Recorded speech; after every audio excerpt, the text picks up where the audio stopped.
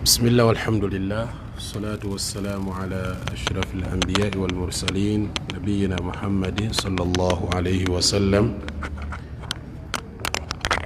وعلى آله وصحبه وسلم تسليما كثيرا. أما بعد، السلام عليكم ورحمة الله وبركاته.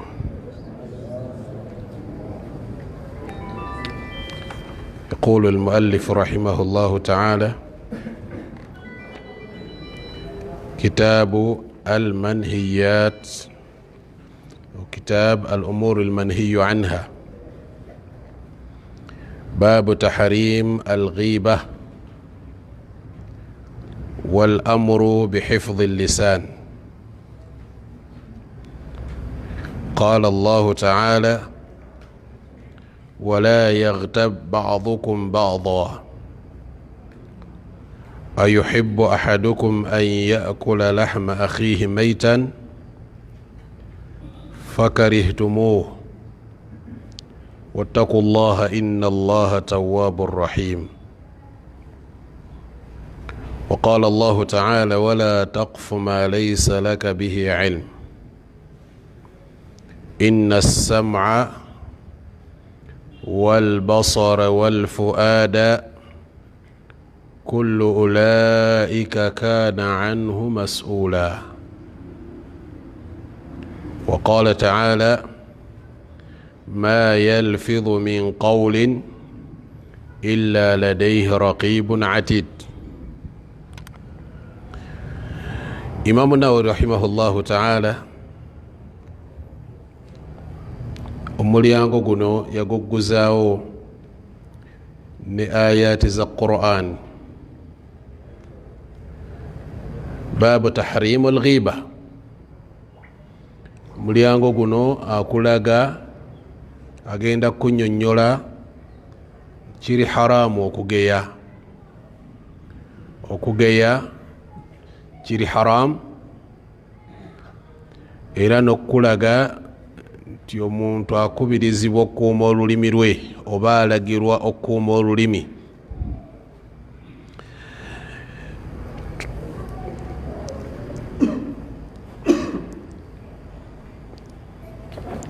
Twakinnyonnyola ku darusi eyayita ghiba kyeki.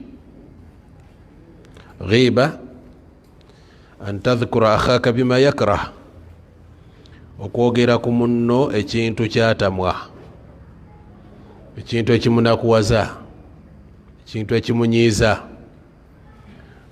Buli lw'oyogera ku munno ekintu nga akitamwa, kiyinza okuba ku ddiini ye, kiyinza okuba ku butonde bwe, kiyinza okuba ku mpisa ze. Nga kyoyogedde ekyo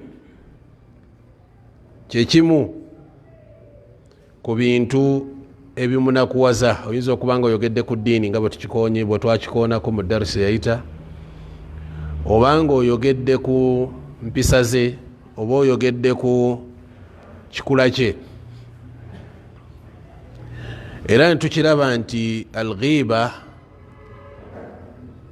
min al-kabair, gegamu ku mazambi amanene nga la tukaffiruha salah wala siyam wala sadaqa. Amazambi gano nga tegakusonyibwa olw'okuba osadde, olw'okuba osiibye, olw'okuba osaddaase, wabula gayingira butereevu ku minzaani nga gatunuulirwa oba nga litunuulidde ebirungi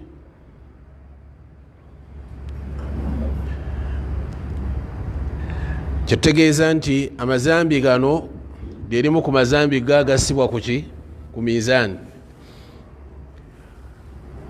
Tulina amazambi omuntu gaba akoze nga bw'aba asadde Allah amusonyiwa. Waliwo amazambi nga bw'oba osiibye gakola ki? Gakusonyibwa. Naye lino ezambi bw'oba olikoze erikwetaagisa tawuba eyeyawulidde, okwenenya okweyawulidde eri Allah tabaraka wa taala. Era netukiraba nti okugeya kulimu darajat, kulimu amadaala. Kyetegeeza n'amadaala okugeya omukulembeze tekifaanana kugeya muntu wa bulijjo. Okugeya alim tekyenkanankana na kugeya rajulu adi, omuntu wa bulijjo. Okugeya maama tekyenkanankana na kugeya abantu balimu amadaala. Amazambi gajja gagejja okusinziira kwani gwobadde oyogerako. Nabwe kityo ebyo twabitunuulira mu musomo gwaffe guli ogwayita. Imamu Nawawi atuleetedde aya za Qur'an, atugambye nti Allah tabaraka wa taala yagamba nti wala yaghtab ba'dukum ba'da. Eno aya esibidde ku aya ezikulembera. Waliwo aya ezikulembera oba waliwo ebigambo ebyakulembera aya eno byebiriwa ya ayyuha alladhina amanu jtanibu kathiran min adh-dhanni. Allah yakoola baki abange mu abakkiriza, ijtanibu mwewale endowooza ezisinga obungi ze mwina ku bannammwe. Weewale nnyo okulowooleza munno, okufumiintiriza munno.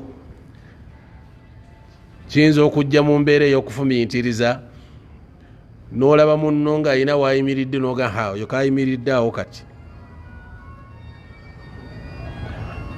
kaaliko kakulu era mujja kuwulira ebiddako. Tomanyi kikyaliko, tomanyi puroguramu kizaaliko, gw'olina birowoozo byo, oli ali ku ndowooza ndala nnyo, naye nga buli gwolaba yenna obaako kyokola ki kyomulowooleza. Ijtanibu kathiran min adh-dhanni, endowooza ezo zemufunaafuna ku bannammwe si nnungi, zibafunyisa emisango. Inna ba'da adh-dhanni ithmun, okulowooleza ebiseera ebisinga okumu mufundikira mu kufunyeemu ki emisango, mufunyeemu emisango ewa Allah tabaraka wa taala. Mathalan, olwaleero ezzambi nalyo lingi mu bantu, lingi nnyo mu bantu eryokukola ki eryokulowooleza munno. Ti omulaba ali bwati, omulaba kyendowooza saawa yonna agenda kukola kino, oyo tomulaba kati akoze kino anoonyaamu kunyaga.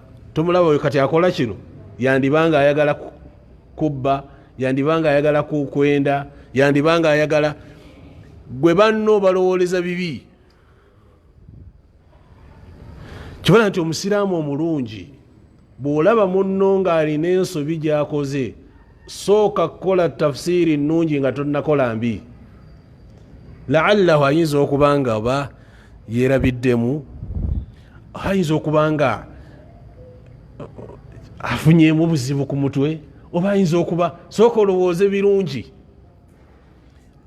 Neffe ebiseera ebisinga tusooka kulowooleza kikyamu, batono nnyo abasooka okulowooleza ekirungi. Bamukitegeera mu nsonga nnyingi. Oyinza okusanga mathalan ala sabi mithal, osanze omusiraamu mulungi mutadayin, ayina eddiini ye, atambudde n'omuwala ng'ayambadde ki ayambadde bubi. Ekirowoozo ky'osooka okufuna kiba ki ku musiraamu oyo? Naam, bantu nabo tubeewuunya. Ayinza okuba nga ateeka kuba malaaya. Eyo malaaya ye kati kati omusanga mu muzikiti mbu ali ku layini esooka, laba abantu baabanabo. Tosooka kufuna ndowooza nnungi nti yandibanga bambi mwannyina tannaba kulongooka, yandibanga oba ayagala mulagirira yandibanga oba badde ayina kizibu akusanze nga ayina bizibu bye oyagala mumalira bizibu bye. Ffe kye tusooka okufuna mu birowoozo byaffe kulowooleza bubi. Allah subhanahu wa ta'ala atugamba nti mwewale nnyo okulowooleza bannammwe, si kirungi kubanga ebirowoozo ebyo ebisinga obungi bye mulowooza bannammwe bibafunyisa ki? Emisango. Ayinza kubanga musheekhe abadde musomesa najja asomesa ensonga gy'asomesezza najja akolamu oba oliawo ensobi nga tonnaba mugamba nti oyo sheekhe mufu nnyo, sooka onoonyereze. Laallahu ayinza okubanga lam yasiluhu nas, hadithi gwe gyomanyi tannakola ki? Tannagifuna, oba aya gwe gyomanyi tannagimanya, tagimanyi. Sooka olowooleze bulungi, oluvannyuma lw'okumanya ekituufu awo olyoka otambule n'endowooza gy'obadde ofunye.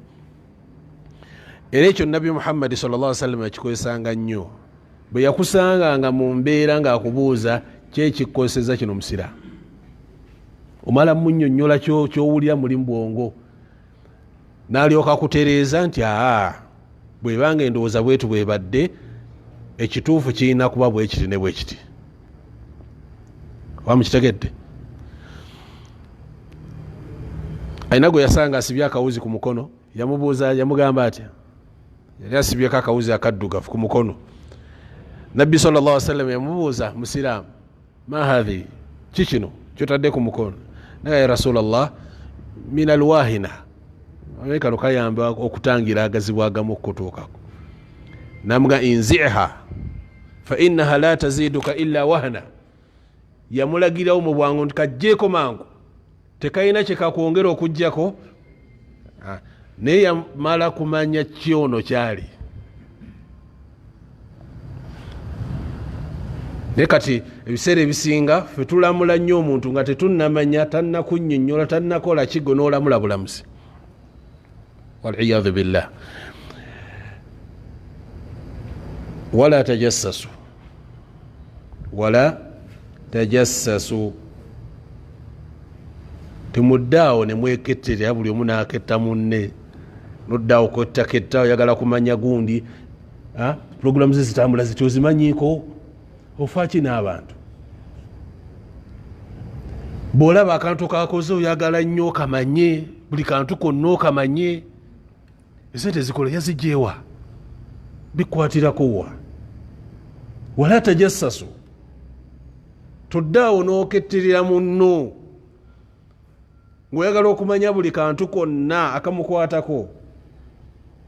Nga bwe tujja okulaba Nabbi waffe Muhammadi sallallahu alaihi wasallam bw'atulaga nti si kirungi musiraamu kuddaawo kunoonyereza ku munno. Si kirungi kuddaawo kunoonyereza ku ki? Ku munno, nga gw'onoonyereza bumogo ku ye. Ati bw'abaamuuko obusiraamu ng'alina engeri gy'alagamuuko obusiraamu, omuntu oyo aba ayagalwa nnyo okubanga abantu bamumanyako ki? Bamumanyako ki? Obumogo. Bafune ekyokulwanyisa, sheitaani beenoonya kyakulwanyisa.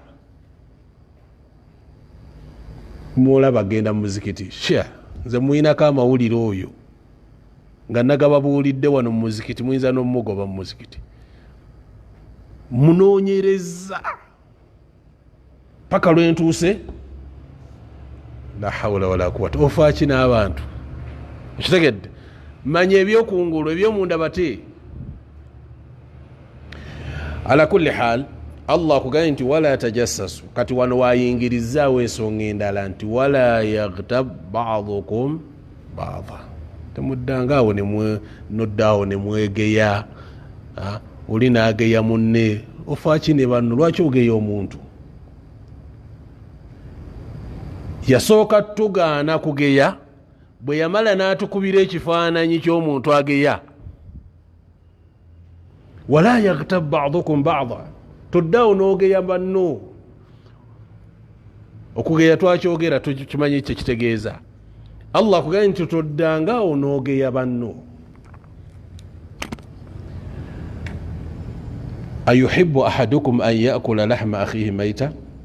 Ekibuuzo kyabuuzizza, singa bakuleetera omulambo gwa muganda wo ne bagukuteerawo ne bagukutemeratemera ne bagamba eno ennyama ya muganda wo tuula olye, kyandikunyumidde? Waliwo akyagala? La shakka ansa fenna tugamba teri akola ki? Teri akyagala. Alkullu yaqul la uhibbu dhalik, fenna tugamba nti teri akyagala ekyo Allah. Era tekisoboka kutuula ku nnyama ya munno kola ki?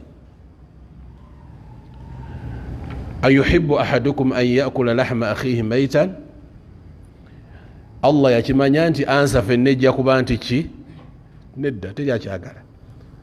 Kyaba tugamba Allah subhanahu wa ta'ala, embeera bwebanga bwetu bwefaanana, temusobola kutuula ku muntu munnammwe ne mulya nga bwe mutamu embeera eyo, nakino mukitamwe, nakino mukole ki? Mukitamwe ekyokukola ki? Ekyokugeya. Wallahi ekibala ekikyasinga otuwoomera fenna illa man rahima rabbi okugeya. Kyekimu ku bibala ebikyasinga otunyumira.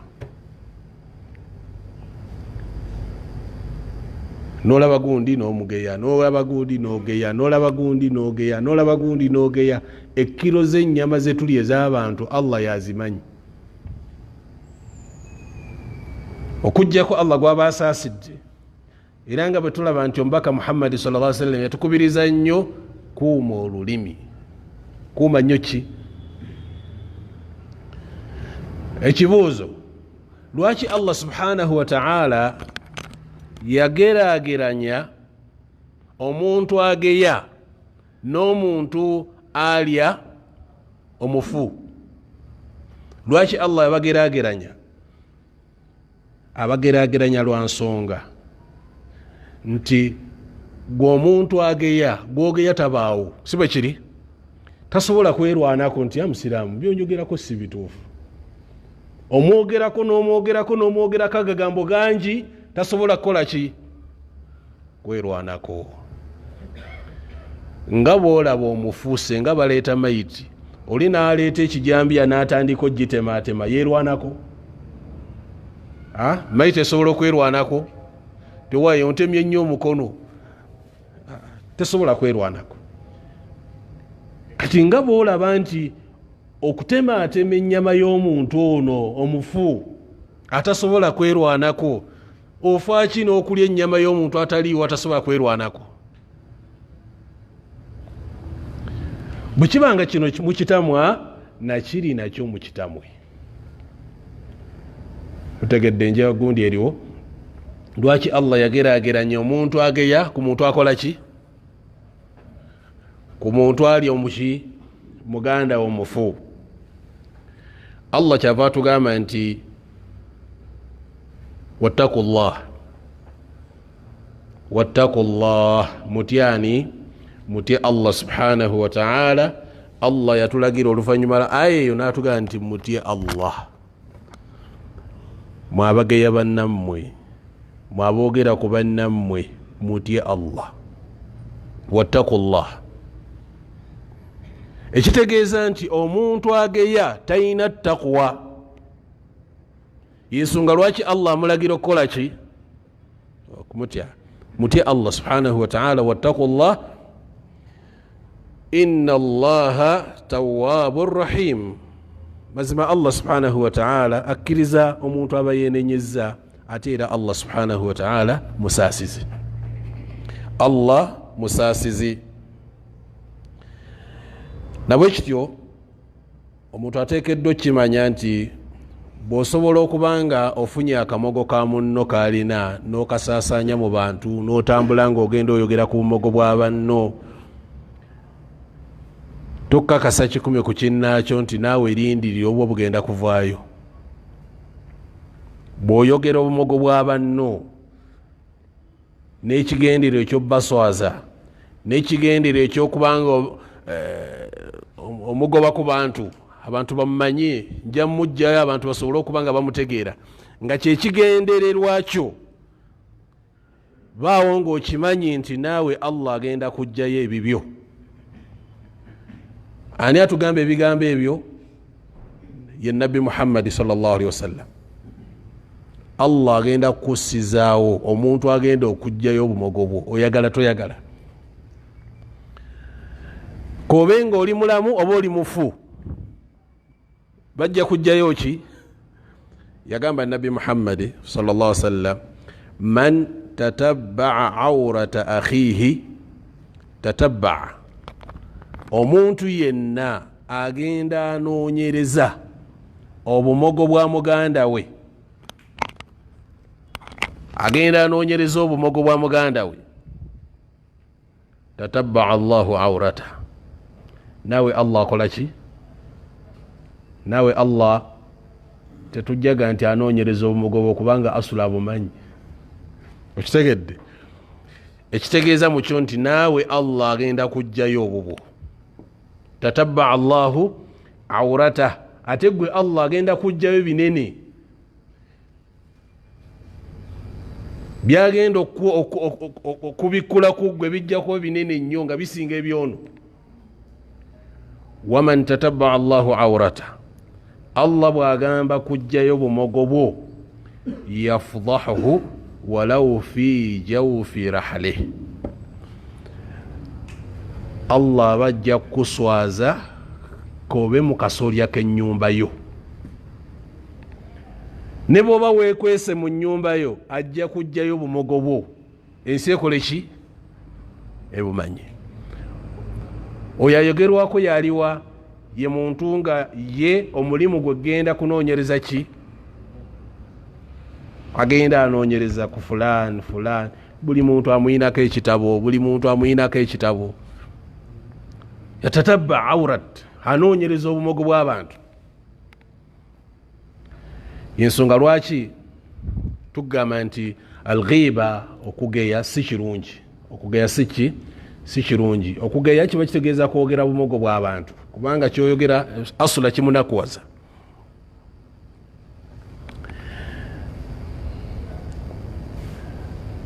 Illa anna alghiba idha kana linnusuh, okugeya bwe kibanga ekigenderwa kyakyo kibadde kola ki? Nasiha, kubuulirira. Gundi tumwogeddeko naye mu mbeera ya kulongoosa. Mu mbeera yakola ki? Ya kulongoosa. Ekyo tekirina mutawaana. Tekirina ki? Mutawaana. Oli azze kwebuuzaako, njagala kukolagana ne gundi ali atya, mbuulira embeera ziri zitya. Okkirizibwa okwogera ebyo byokola ki? Byomumanyiiko, min gairi ziyada, nga toyongeddeemu oba okkendeezaamu, kyomanyi kyokola ki? Kyoyogera.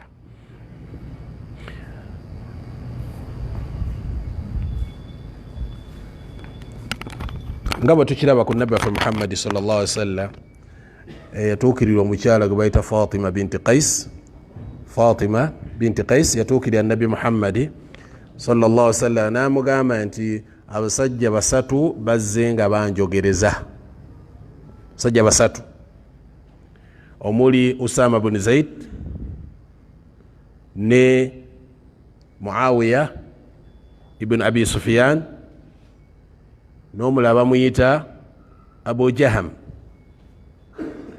Kwaba abasatu ani gwe wanimpadde amagezi mbe nga nfumbirwa? Omubaka sallallahu alaihi wasallam yamugamba, amma Abu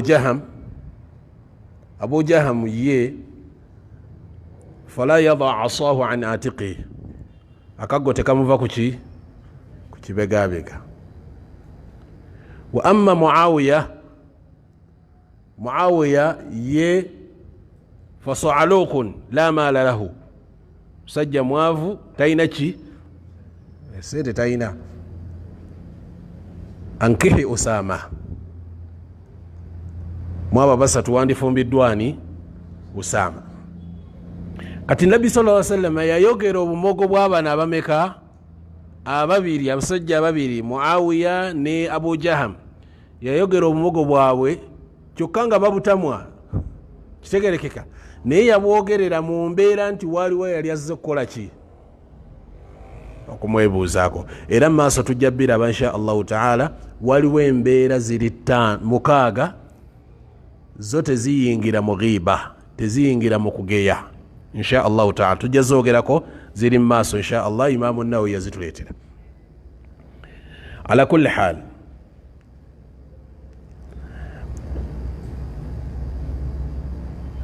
kati okwogera omugo bw'abantu si kirungi, si kirungi okujjako ng'oli azze kukola ki kwebuuzaako, awo tewali mutawaana insha allahu taala. waliwo ekigambo ekitera okukozesebwa abantu. sheekh kyatugambye wano rahimahullah, yagamba nti wakad shaa inda nnaasi kalima ghaira sahiha. abantu balina ekigambo kye batera okukozesanga naye si kituufu. kigambo ki? ekigamba nti la ghibatan lifasiq, omuntu omwononefu oyo ne bwemugeya tewali mutawaana. kasabanga muki mwononefu yokkirizibwa okukola ki okumugeya. sheekh yagamba nti hatha laisa hadithan, ekyo kigambo kyammwe mwaba gye mwakijja, si hadithi ya nabbi sallallahu alaihi wasallam nti omwononefu yokkirizibwa okukola ki. ekyo si kituufu. omuntu yenna kasitaba nga muntu musiraamu ng'alina obwononefu bwe, alina embeera ze, kitegerekeka, tetukkirizibwa kwogera bumogo bwe okujjako nga kijjidde min baabi nasiha, kijjidde mu mulyango gwa kukola ki kulongoosa, kubuulirira asobole okuba nga alongooka. ekyo tekirina mutawaana insha allahu taala. atuleetedde aya eyokubiri egamba nti Allah subhanahu wa ta'ala yagamba nti wala taqfu ma laysa laka bihi ilm inna as-sam'a wal basara wal fuada kullu ulaika kana anhu mas'ula. mamuna wayaleta aya yokubiri egamba nti wala taqfu ma laysa laka bihi ilm, togobereranga kintu kyotayinaako yirimu. togobereranga kintu kyonna nga tokirinaako ki kumanya. ensonga bw'oba togirinaako yirimu sirika, bw'oba togirinaako kumanya sirika.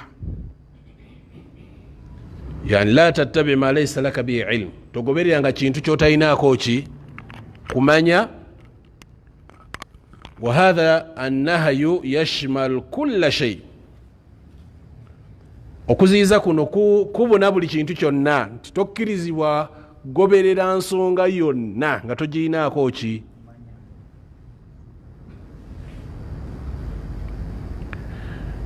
kyotayinaako yirimu, kyesambe kyesonyiwe, tokyogerako.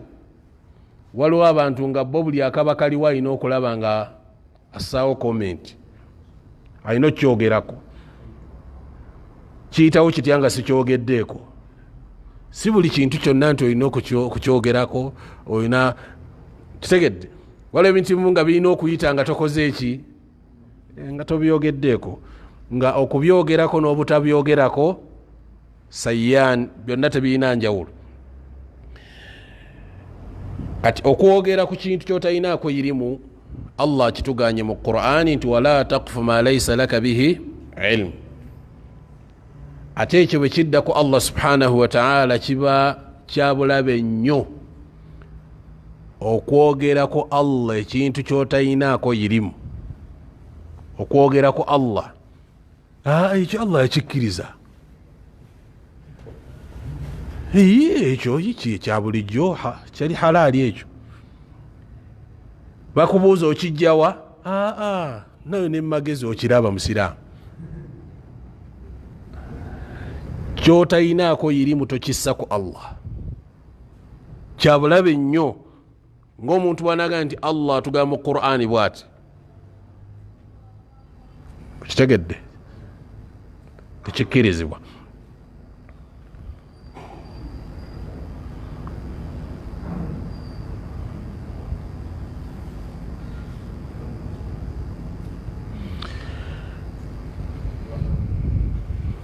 inna kulla shayin khalaqnahu biqadar.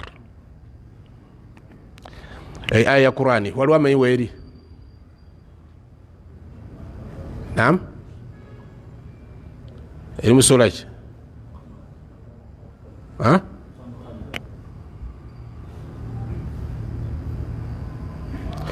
ate aya egaa nti wajaalna likulli shayin sababa.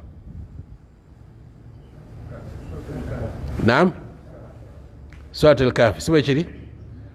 Eyo aya ne mubikula Qur'ani okuva ku ntandikwa paka ku nkomero teriiyo, naye bangi abagisoma wajaalna likulli shayin sababa. Allah tugamba mu Qur'ani wajaalna likulli shayin, aya ega nti wa atainahu min kulli shayin sababa. Tegamba kati wajaalna likulli shayin sababa, kitegerekeka. Naye ate esomwa nnyo ekyo tokimanyi ne Allah tugamba nti wajaalna likulli shayin sababa. Kati okwo alqawlu ala Allah, okwogera ku Allah kyatayogera gye kimu ku bintu oba gegamu ku mazambi agasinga okuba amanene. Hatta Allah yaligerageranya na shiriki. Alqawlu ala Allah, okwogera ku Allah kyatayogera. Oba okuvunula aya ya Qur'ani n'ogivunula okusinziira hawa nafsi, nga gwe bwokola ki? Bwoyagala. Aya eri ku birala nnyo, gwe n'oginyola paka lwewagira byoyagala. Ekyo nakyo kya bulabe.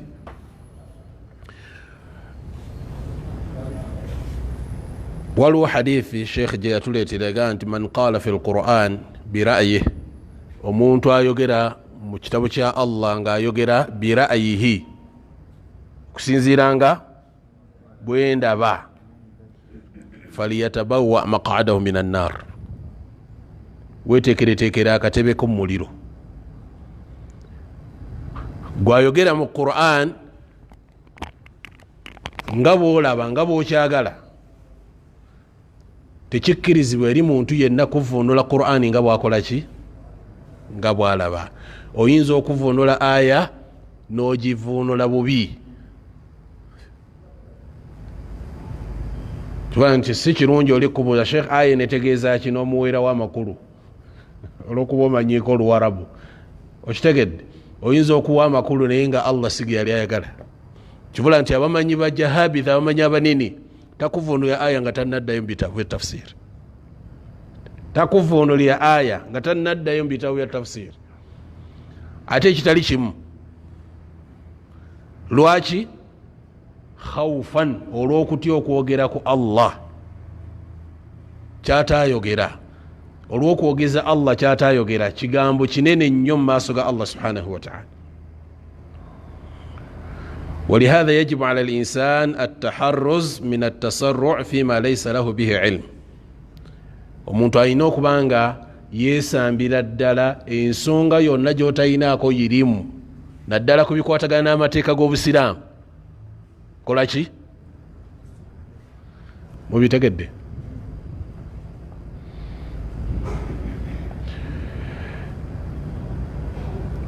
Kiba kikyamu okubuuza buli muntu yenna ebikwata ku ddiini. Oba ntegerekeka? Gwosanze muzikiti ng'omubuuza masala, kusema oyo abeera nnyo mu muzikiti kamubuuza amasala gano. Aye naye okutya obutaswala, wallahu alam, Allah asinga okumanya, naye amasala galimu ebigambo nga 3 mu bigambo byamanyi. Abamu bagamba kikkirizibwa, abamu bagamba tekikkirizibwa. Kati ate waliwo abamanyi abayimirira abo ngabo.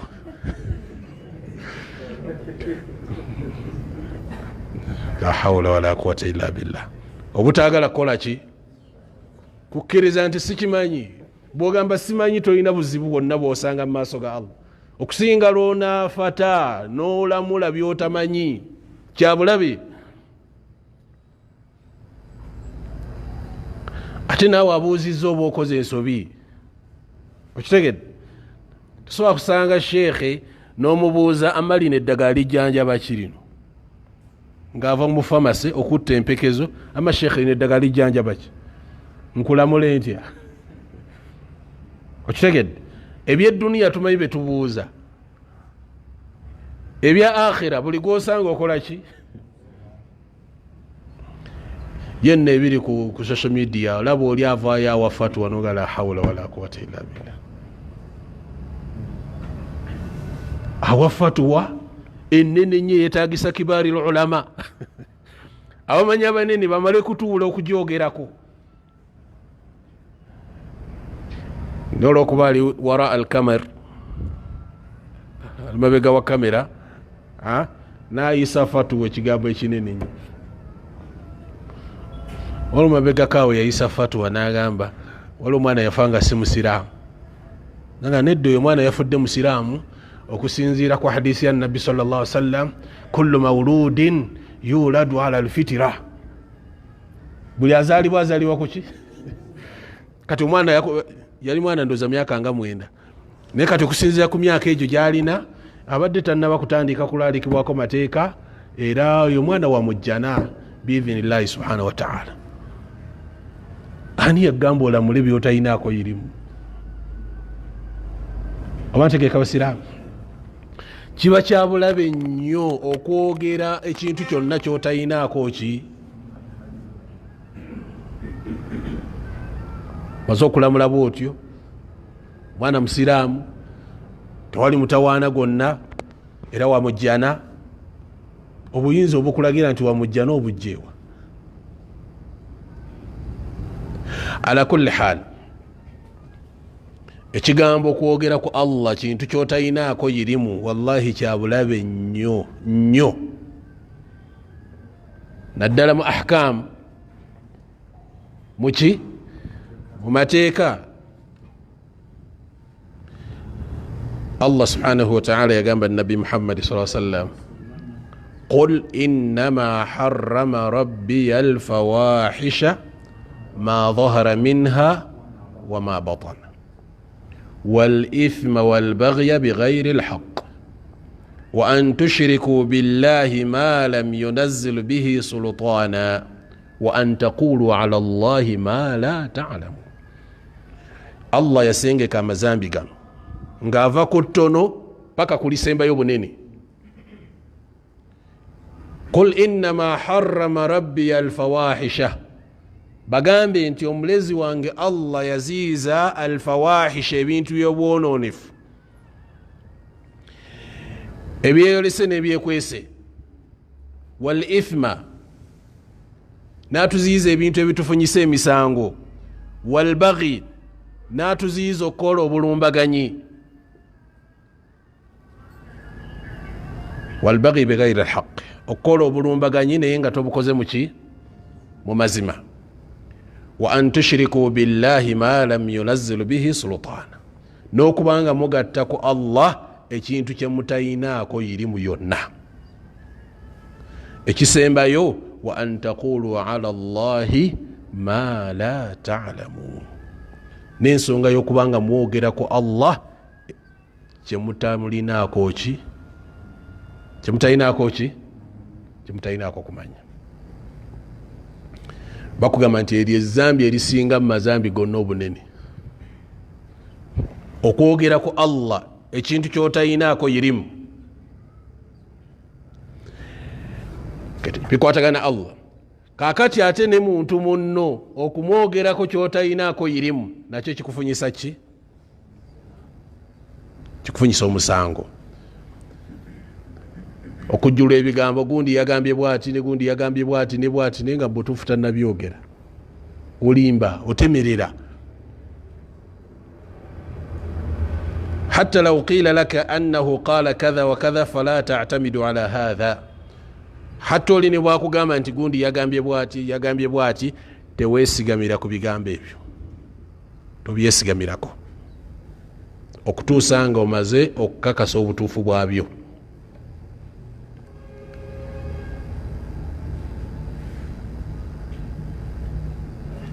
naddala ensonga eziba ziyitiridde nga abantu bazoogeddeko nnyo bamwegendereza nnyo,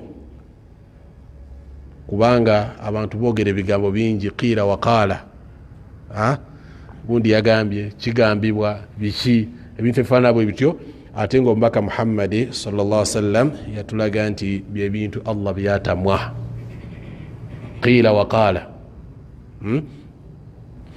Aya esembyeyo ku nsonga eyokusatu gyatuleetedde, atuleetedde aya egamba nti ma yalfidhu min qawlin illa ladayhi raqibun atid. Sheikh Uthaymin rahimahullahu ta'ala yagamba nti Imam Nawawi Allah musasire senga yatuleetedde aya zonna kyandibadde kirungi kyandibadde kinyuma nazijja waggulu natuuka ku aya eno natulaga aya zino walaqad khalaqna al-insana. Allah subhanahu wa ta'ala atugamba nti ye yatonda ki? Yatonda omuntu. Bwatonda omuntu Allah subhanahu wa ta'ala ekyo ffenna tukimanyi bulungi nti omutonzi waffe ye Allah, ffenna yatutonda.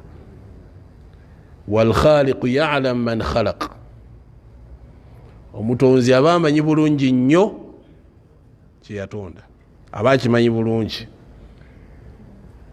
nga bwatugamba nti ala ya'lam man khalaq wa huwa al-latifu al-khabir. Loza tamanyi yatonda, tamanyi gwe yatonda.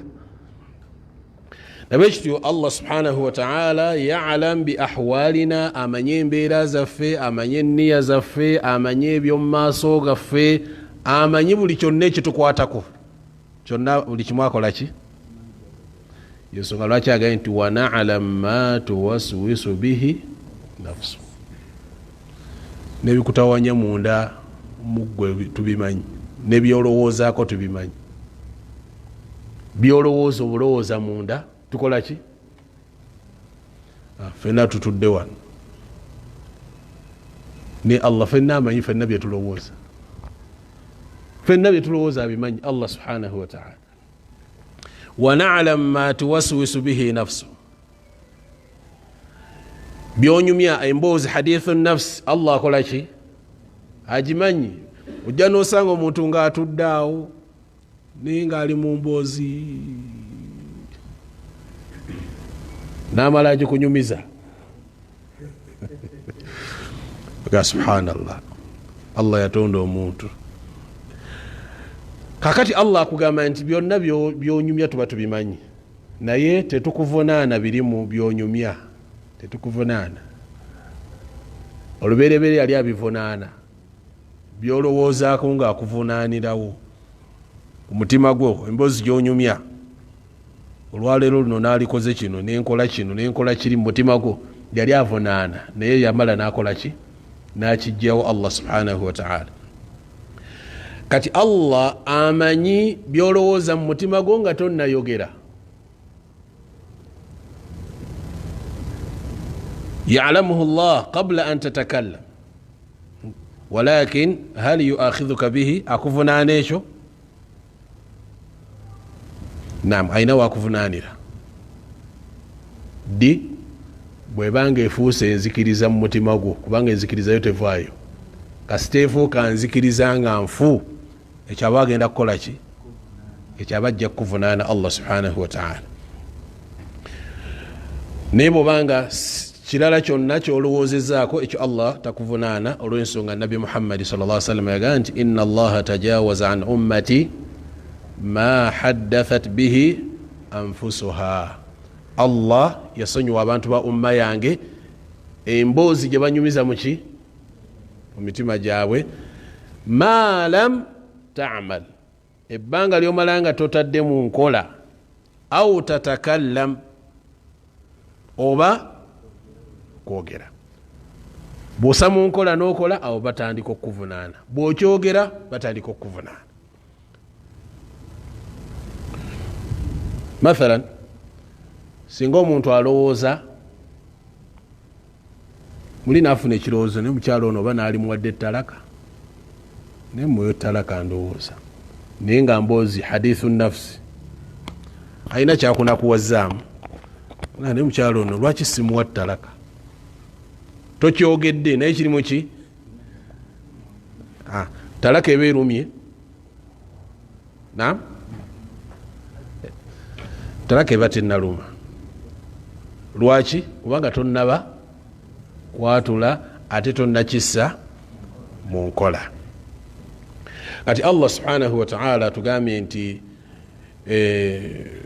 wa nahnu aqrabu ilayhi min habli alwarid omuntu ono tumuli kumpi nnyo okusinga omusiwa gw'obulamu tukuli kumpi nnyo okusinga omusiwa gwaki gw'obulamu idh yatalaqa almutalaqiyani ani alyamini wa ani alshimali qa'id olwo bakujjako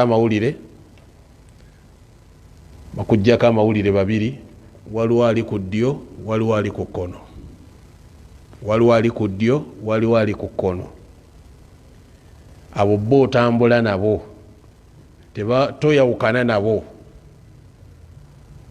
ahaduhum an alyamin wathani an alshimal yulazimanihi daiman wayaktubani alayhi kulla ma nataqa bawandika buli kyokola ki kyoba oyogedde na buli kyoba okoze yensonga laki Allah agaye nti ma yalfidhu min qawlin tasobola kubaako kigambo kyonna kyayatula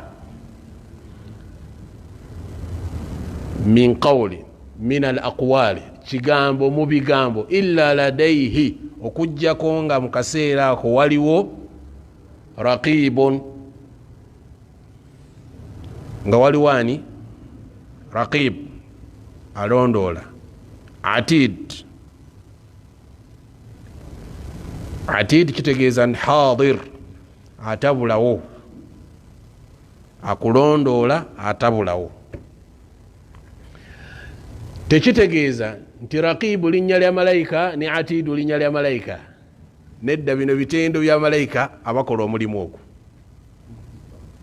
kitegerekeka esenga gali mannya nga ganjawulo yandibadde agamba illa ladaihi raqibun wa atid naye yagamba illa ladaihi raqibun atid ay yuraqibuk wa huwa hadir tabulawo sawa yonna aliki ali naawe tubitegedde bulungi byonna byoba oyogera byonna babirikodinga senga omuntu yali addira essimu ye n'agissa mu nsawo n'alikodinga ebigambo byayogedde olunaku lwonna nomala noddako wabbali n'obiwuliriza byonna byoyogedde muki kitwale nti oba n'essimu erikodinga buli kyoba oyogedde buli kyoba oyogedde kyonna kikola ki era nomala oddayo n'owuliriza byoyogedde lawajadta ajaba alujab wandyewunyiza ebigambo ebimu nti bino nze mbyogedde olwaleero ng'otaddemu okugeya otaddemu okuvuma otaddemu biki byonna bonna bwosoozezza bonna ne Allah mulungi subhanahu wa ta'ala hadithi nabi sallallahu alaihi wasallam yatutegeeza nti malayika ewandiika ebirungi yefuga malayika ewandiika ebibi malayika ewandiika ebirungi yeragira ono nti wandiika ekyo kiwandiike naye baada 6 saat nga wayiseewo essaawa 6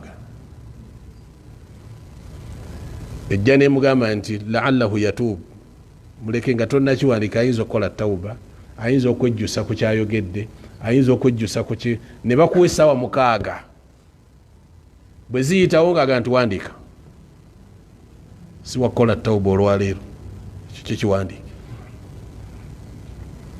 omubaka sallallahu alaihi wasallam bwatu bwatulaga Imam Ahmad rahimahullahu ta'ala batugamba nti waliwo omu ku basiraamu yali agenza omumukyalira imaamu yali mulwadde omanye omuntu bwaba omulwadde asinda kati mukusinda ennyo omu ku bayizi byajja amugaa nti nabadde wa sheekhe gundi yabadde ayogera nti omulwadde n'okusinda kwe Allah kuwandiika. Okusinda kwasinda nako bakola ki? Teriba ddoboozi, liba ddoboozi naye baliwandiika. Ati Imaamu Ahmad rahimahullah yali alumizibwa nnyo ekyokusinda n'akijjamu naga nakyo bayinza okimpandiikako. Akitya nga bajja kumpandiikako. Era fa amsaka rahimahullah anil anin khawfan an yuktaba alayhi. Ekyokusinda yakijjamu olw'okutya okukola ki? Walihadha yanbaghi lilinsani an yuqallila min alkalam. Sheikh atugamba nti omuntu asaanidde okuba nga akendeeza ki? Ebigambo bibe bitono, ebigambo bibe bitono. Mastataa, kikole okusinzira ku ki? Olw'ensonga Nabbi sallallahu alayhi wa sallam yatugamba man kana yu'minu billah wal yawmil akhir falyaqul khayran aw liyasmut. Yagamba sallallahu alayhi wa sallam omuntu akkiriza Allah ng'era okkiriza olunaku lw'enkomerero yogera birungi. Yogera ki? Birungi oba okole ki? Falyakul khairan, yogera birungi. Ebirungi bino biyinza okuba nga ekigambo kyennyini kyoyogedde kye kirungi. Nga ki?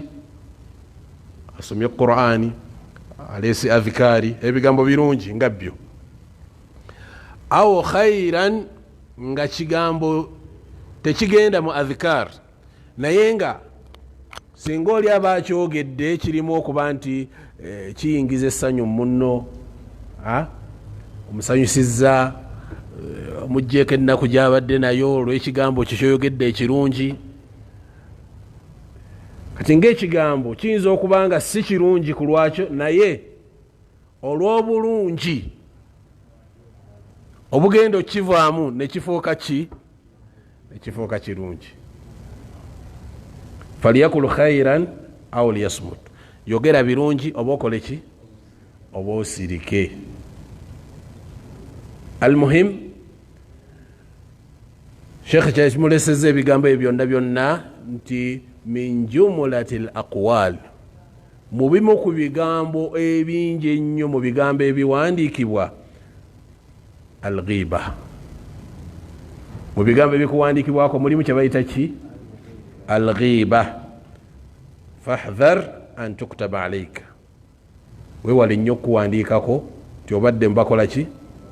Kubanga bw'oba ogeyezza omuntu yawma alqiyama, omuntu yenna ku lunaku lw'enkomerero, ya'khudhu min hasanatika, tewali kubuusabuusa, agenda kutwala ku birungi byo ng'ate kyekisinga okuba ekyebbeeyi mu byolina. Ebirungi byemu ku bintu ebigenda okusinga okuba ebyebbeeyi naddala mu kiseera ekyo ku lunaku lw'enkomerero. Obulimu obwo ebigenda okusinga okuba bwebbeeyi. Fa in baqiya min hasanatika shay, bw'obanga ebirungi byo biweddewo babimazeewo, wa illa ukhidha min sayyi'at alladhina katabtahum, bagenda kukwata ebibi byabo byewakola ki? Bewageya, babikusseeko. Wa turiha alayk thumma turihta fi nnar, oluvannyuma okanyugibwe mu ki? Okanyugibwe mu muliro. Fahadhari, hadhari, twewale nnyo okubanga twesembereza ezambi eryo. Bigambo ku mazambi agazikiriza, ezambi ly'okugeya terikulekera mirimu mirungi, wabula okubanga likwongera mitawaana ku mitawaana. Tujja kukomaawo insha Allahu taala. Sheikh kyatugambye nti wa'lam annahu yanbaghi likulli mukallaf, kisaanidde eri buli muntu yenna akakatibwako amateeka g'obusiraamu an yahfadha lisaana, okubanga akuuma ki? An jami'i lkalam, okubanga okuuma olulimi ku bigambo byonna إلا كلاما ظهرت فيه المصلحة okujjako ng'okakasa nti ebigambo birimu ki birimu akalungi ng'ola tebirina mutawaana wamata stawa alkalam watarukuhu singa olaba ebintu bino byombi nga biri ku ddaala limu okwogera n'obutoogera byonna kyekimu ekisingako bulungi kukola ki kusirika ekisingako bulungi kusirika fasunna al imsaaku anhu olw'ensonga nti ebigambo ebiri mubah ebikkirizibwa kadi yajurruka ila haram mbozi etandikiriza mpola n'ofundikira nga kiggukidde ate muki mu haram oba makruh wadhalika kathirun fi lada wassalama la yadiluha shay sheikh abadde afundikira atugambye nti okuwona n'okwetaasa teri kikyenkana gwe yeewonyeza ne weesonyiwa gwabasinga ki gwabasinga obulungi ezo zibadde aya zetutunuulidde kawungeezi k'olwaleero insha allahu taala oluddako tujja kuba tuyingira mu hadith butereevu insha allahu taala wabarakallahu fikum wajazakum allahu khaira